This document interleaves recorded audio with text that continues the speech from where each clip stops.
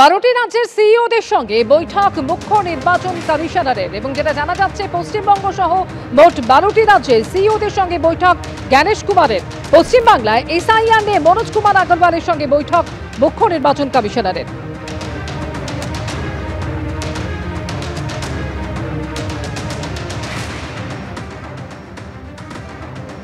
SIR এ OTP নিয়ে এবার বিজ্ঞপ্তি জারি করা হলো নির্বাচন কমিশনের তরফে। সিইও অফিস থেকে কোনো রকম ওটিপি চাওয়া হয় না। এসআইআর এর জন্য কমিশন বা সিইও অফিস থেকে কোনো ওটিপি চাওয়া হয় না। এসআইআর বা ভোটার তালিকা সংশোধনের জন্য কোনো ওটিপির দরকার নেই। বিজ্ঞপ্তি জারি করে এমনই জানিয়েছে জাতীয় নির্বাচন কমিশন।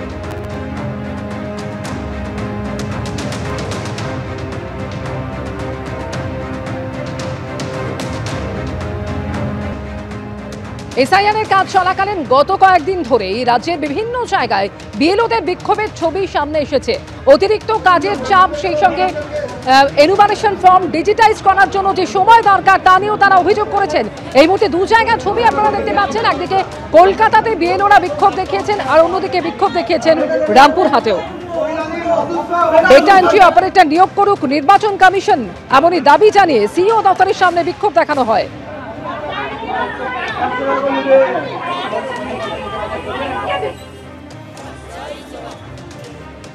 সময়সীমা বৃদ্ধি করতে হবে, এ দাবি আমরা করছি। 4 তারিখের মধ্যে বলছে তড়িঘড়ি করে সমস্ত কিছু কাজ করার মধ্য দিয়ে দায় কিন্তু চাপানো হবে এই বিএলওদের উপর। তার বিরুদ্ধে আমরা বলছি যে সময়সীমা বৃদ্ধি করতে হবে। এবং আরও যে বিষয়গুলো বলছি সেটা হচ্ছে যে ব্যক্তিগত মোবাইল, এই বিএলওদের ব্যক্তিগত মোবাইল পাবলিক করে দেওয়া হয়েছে। 24 ঘন্টা তাদেরকে সবাই ফোন করছেন, আবার তার মাঝে কাজ করতে হচ্ছে, রাত দিন করে কাজ করতে হচ্ছে, ফ্যামিলি বলে কিছু নেই।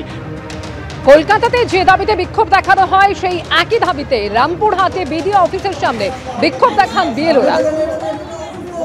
অতিরিক্ত কাজের চাপ, সেই সঙ্গে এনুমারেশন ফর্ম ডিজিটাইজ করার জন্য যে সময় লাগছে তা নিয়ে আগেই অভিযোগ জানিয়েছিলেন বিএলওরা।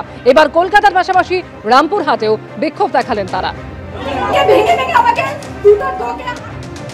আজকে আমরা অনেক বিএলও যারা কাজ করছি তারা এসেছিলাম বিডিও সাহেবকে একটা ডেপুটেশন দিতে, যে এত বড় একটা কাজ এবং সময়টা খুব সীমিত, এর মধ্যে আমাদের এই কাজটা করা তো অসম্ভব ব্যাপার একরকম। তবু আমরা চেষ্টা করছি এনুমারেশন ফর্ম দেওয়া এবং নেওয়া। এখন নেওয়াটাও অনেক বড় সমস্যা। তো যাই হোক, এরপরে বলছে যে ডাটা এন্ট্রি করতে হবে। এই সময়ের মধ্যে কিভাবে এটা সম্ভব? এই অল্প সময়ের মধ্যে কোনো কদাচিৎ সম্ভব নয়। আমাদেরও তো একটা মানুষ, আমাদের একটা পরিবার রয়েছে, সেই দিকে আমরা 12 ঘন্টা পর্যন্ত কাজ করছি। আর কিভাবে সম্ভব? সকাল 9টায় বেরোচ্ছি, রাত্রি 9টায় ঢুকছি, ফোনের পর ফোন হচ্ছে। আমরা ফোন রিসিভ করব পাবলিকের না কাজ করব, আমরা কিছুই বুঝে উঠতে পারছি না। আমাদের দাবি হয় এই ডাটা অপারেটিং এর কাজ বন্ধ করে দেওয়া হোক, টিচাররা করবে না। যেমন উনি বলেছিলেন যে আমাদেরকে ফর্ম ডিস্ট্রিবিউট করতে হবে, ফর্ম কালেক্ট করতে হবে, হয় সেই কাজটাই করুন, আদারওয়াইজ উনি সময়সীমাটা বাড়ান। এইটুকু সময়ের মধ্যে হয় না। 4 তারিখের মধ্যে, হ্যাঁ, ইনারা তো পারবেনও না। ইনারা তো মোবাইল খুলে তো বুঝতেও পারছেন না, এই বয়স্ক মানুষরা বুঝতেও পারছেন না। এই জিনিসটা উনি বুঝুন। আমাদের একটাই উনি আমাদের ব্যাপারটা বুঝুন। আমরা মানুষ, আমরা কম্পিউটার নয়, আমরা মেশিন নয় যে আমাদেরকে বলে দেওয়া হলে ছাটা একবারে কম্পিউটারে কাজটা করে দিচ্ছি। ডাটা অপারেটিং এর কাজ আমাদের দ্বারা সম্ভব নয়, ওটা ডাটা অপারেটরদেরকে দিয়ে করান। এসআইআর এর কাজ করা নিয়ে রাজ্যের বহু জায়গায় এই বিক্ষোভের ছবি সামনে এসেছে। আর বিএলওদের এই বিক্ষোভ প্রসঙ্গে কুণাল ঘোষ কি বলেছেন শুনুন। বিএলওদের বেশ কিছু সমস্যা হচ্ছে, বেশ কিছু বিএলওর সমস্যা হচ্ছে এবং সেগুলি ন্যায্য। তার কারণ জাতীয় ইলেকশন কমিশন তারা যথাযথ প্রস্তুতি এবং সময় না দিয়ে একটা হঠকারী অদূরদর্শী সিদ্ধান্ত নিয়ে বিএলওদের নামিয়েছেন।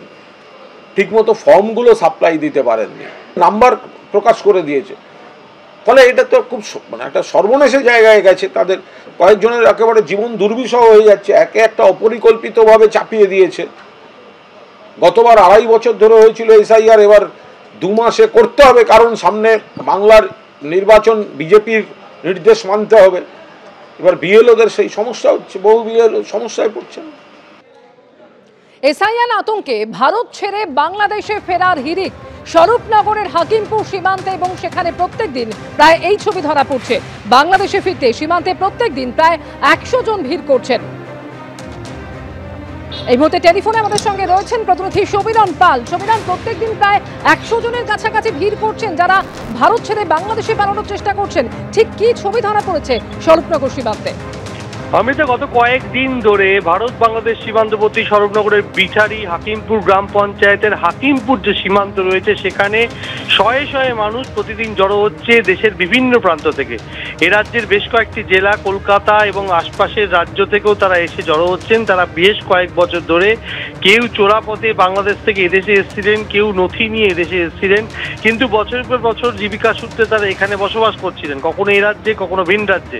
কিন্তু যেহেতু এসআইআর চালু হয়েছে আর সেই কারণে এসআইআর আতঙ্কেই তারা এদেশ ছেড়ে ওদেশে চলে যাচ্ছেন এমনটাই তারা জানাচ্ছেন। এবং প্রত্যেক দিন সকাল থেকে প্রচুর মানুষের ভিড় হচ্ছে। যেটা প্রশাসন সূত্রে জানা যাচ্ছে, প্রতিদিন বিএসএফ এর পক্ষ থেকে 100 জনের নথি পরীক্ষা করে তাদেরকে রাতের দিকে বাংলাদেশের সীমান্তরক্ষী বাহিনী BGB, Bangladesh border guard Bangladesh, তাদের হাতে তুলে দেওয়া হচ্ছে। এবং তার জন্য প্রতিদিন শয়ে শয়ে মানুষ ভিড় জমাচ্ছেন এই হাকিমপুর সীমান্তে। স্থানীয় পঞ্চায়েত বিছারি হাকিমপুর তার তরফ থেকে বিভিন্ন বাজার কমিটিদের নির্দেশ দেওয়া হয়েছে যে যাতে দূর দূরান্ত থেকে আসা মানুষজনের খাওয়া দাওয়ার কোনো সমস্যা না হয় সে ব্যাপারে দেখভাল করতে। কিন্তু যারা ফিরে যাচ্ছেন তাদের বক্তব্য, তারা বছরের পর বছর এখানে থাকতেন, কেউ গ্যারেজে কাজ করতেন, কেউ বা অ্যাপ নির্ভর বাইক চালাতেন, বিভিন্ন পেশার সঙ্গে যুক্ত দেশের বিভিন্ন প্রান্তে, এমনকি রাজ্যের বিভিন্ন জেলা, কলকাতা এবং